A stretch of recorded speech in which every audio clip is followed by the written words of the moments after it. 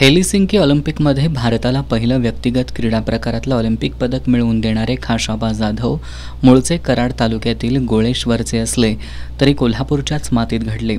त्यांच्या रूपानं कोल्हापूरच्या आणि महाराष्ट्राच्या सुपुत्रानं देशाला ऑलिम्पिक पदक मिळवून दिलं।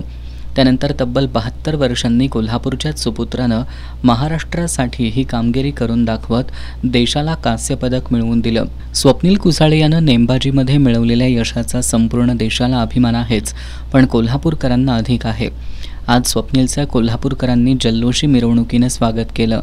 कोल्हापुरातील fitness icon Akshay Kumar fan क्लबचे सायकलपटू राम कारंडे यांनी स्वप्नीलनं 72 वर्षांनंतर कोल्हापूरचा सुपुत्र म्हणून देशासाठी केलेल्या कामगिरीचा आनंद व्यक्त करण्यासाठी आज ऐतिहासिक रंकाळा तलावाला 16 फेऱ्या मारत तब्बल 72 किलोमीटरचा प्रवास केला।